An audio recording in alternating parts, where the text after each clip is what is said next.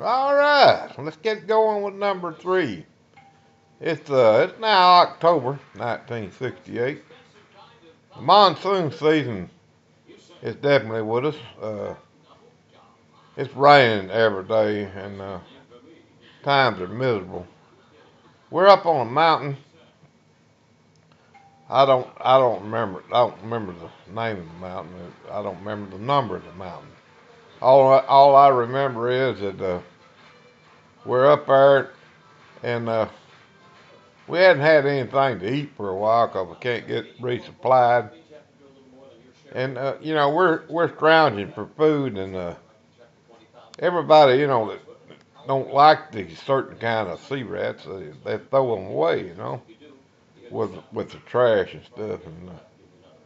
And I remember going through the trash pile. I mean, you did that after about 3 or 4 days and not getting resupplied. And I was scrummaging through there and looking for something to eat, and I looked up and wow, there's a CO. Cap Williamson. He's grounded just like I am. And I remember he looked up at me and grinned and said, "You find anything, Marine?" I said, "No, sir, but hell, I'm looking hard." He said, "Me too." He said, "I am hungry." I said, "Yes, sir, I am too." Well, back to October. Machine guns they don't just stay with one platoon usually. They go somebody gets shot or somebody gets killed or something, then they need somebody in another platoon or this, that, or the other. I was in first platoon starting out, and my gun section leader he come over there and said, "All right, Murphy, you go to third platoon, getting Thomas Saint squad." I said, "Okay, I'll do it." So I go over to third platoon, and well, you know about it now. You go to these different platoons, man, you start meeting everybody that's in the company, and you start knowing them. I mean, usually a lot of people when you're there, you don't want to know what their names are because they might not be there tomorrow. But if they're there for 3 months, they're old salts, and they know what they're doing, and they know how to stay alive, and that's what Thomas Saint was. Thomas Saint had been there since April of '68 and went through a lot of firefights, and he was one good machine gunner. Everybody told me if you can get in Thomas Saint squad, you're doing real good. Well, I got in Thomas Saint squad, and Jack Kaczynski was Thomas's gunner, and I was the A gunner.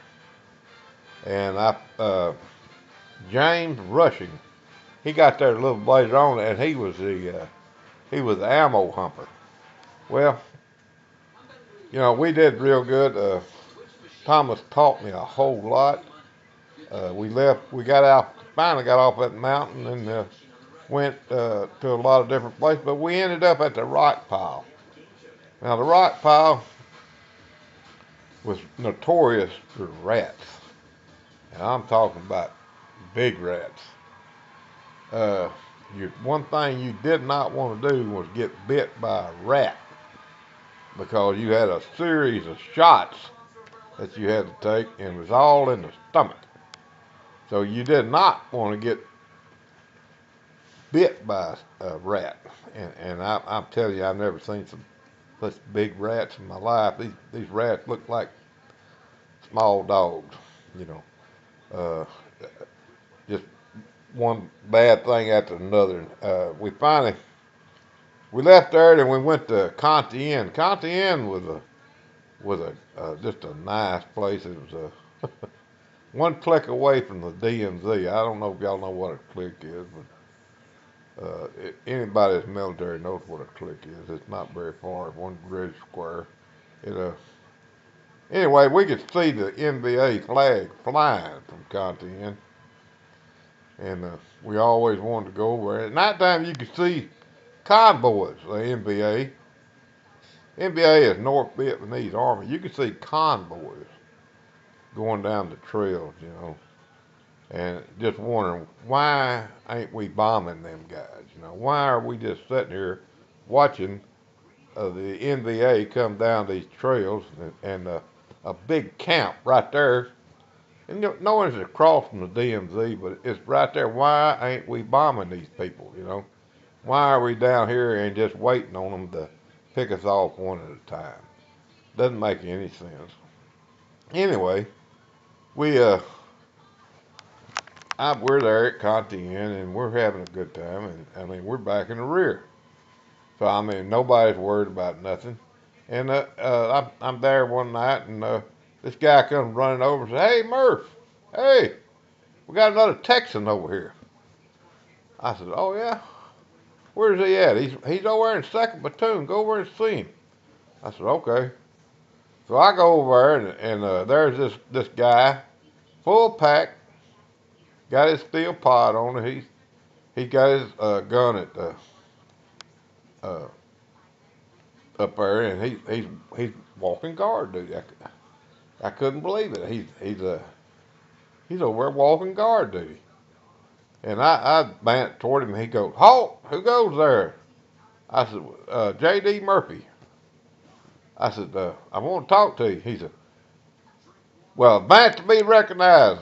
I mean, he said it with authority, and I said, "Okay." I get up there and I said, "What are you doing?" He said, "I'm walking guard duty." "Hell, can't you see?" I said, "Well," I said, your people are messing with you." I said, "You don't have to walk guard duty up here." I said, "The only thing you got to do is make sure the NVA don't come through that wire." And he just laughed and go on. His name was Richard Cogbill. We all called him Tex, and he was the clumsiest person I'd ever seen. We've walked. I know we've walked every hill we walked up in October. If you walked up a hill there in Vietnam, you liable to go up 10 foot and slide back 5 feet because it's so muddy. And once you got there, all the time you didn't get jungle boots just right off the bat. You had to wear your state size, and they was leather soled, and you could not get a grip on the ground. Anyway, we'd be walking up a hill and somebody holler, "Look out, here comes Tex." Well, Tex come rolling down the hill, and here comes his gun. He always toted his gun around, a box of gun rounds, and they come flying behind him. And he was the clumsiest person.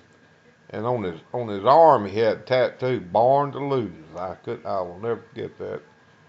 His tattoo "Born to Lose." He was from Mesquite, Texas. And when he got out of the service, he got a job helping build the Texas Stadium up there. And while he was building the Texas Stadium, I don't know why, knowing how clumsy he was, but he got a job up on the top. And in 1973, Tex fell off the Texas Stadium and killed himself. And that was a really bad time for me. And I still miss him today. And that's the end of number 3.